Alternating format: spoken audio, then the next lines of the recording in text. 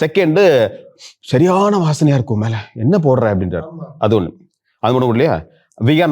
வியானா கிட்ட வந்தும் இதே மாதிரி பேசுறாரு. உன்னை பார்த்தாலே எனக்கு ஒரு மாதிரி ஆகுதுங்கிறாரு. ரைட்டா? அதே மாதிரி சுபிக்ஷாவை பார்த்தாலே எனக்கு ஒரு மாதிரி ஆகுது. ஓகேவா? இதெல்லாம் விட்டுடுங்க, எல்லாரும் விட்டுருங்க. நம்ம அப்சரா நிக்கிறாங்க. அப்சரா கிட்ட பயங்கரமான வாசனை. என்ன நீ பண்ற, என்ன மோந்து பாக்குற, உனக்கு என்ன பிரச்சனை உனக்கு? அதாவது டபுள் மீனிங்ல பேசினா மட்டும்தான் அது அவனுக்கு ரெட் கார்டு கொடுக்கணும், இல்ல எல்லோ கார்டு காட்டணும் அப்படிங்கறதுலாம் ஒண்ணும் இல்ல. சோ இந்த வீட்டுல வந்து மிக கீழ்த்தரமான விஷயங்கள் பண்ணிக்கிட்டு இருக்குல்ல திவாகரும் ஒருத்தர்.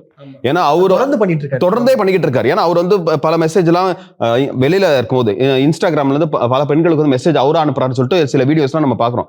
இன்ஃபுளுசர்ஸ் எல்லாம் சில பேர் போடுறாங்க. அப்படி நீ இருக்கிற அதே விஷயத்தை தான் நீங்க உள்ள பண்ணிட்டு இருக்க. ஒண்ணு நீ வந்து புத்தியை கொஞ்சம் ஷார்ப்பா வச்சுக்கணும், இல்லைன்னா இந்த விளையாட்டுக்கு ஏத்த மாதிரி நீ மாத்திக்கணும். இல்ல இவர் வந்து நம்ம வந்து ஒரு பாவம்பா வெகிலிப்பா நல்ல மனுஷன்பா அப்படின்னு ஒரு பக்கம் இருந்தாலும் ஆனா உன்னோட குரூரமான ஒரு புத்தின்னு ஒண்ணு இருக்குல்ல, அது எங்க இருந்தாலும் வெளியில வரும். நீ என்னதான் 10 மாஸ்க்கு 15 சொட்டர் போட்டு மறைச்சாலும் உன்னோட உள்ள இருக்கிற அந்த கெட்ட புத்தி கண்டிப்பா ஒரு நாள் வெளியே வந்தாகும்.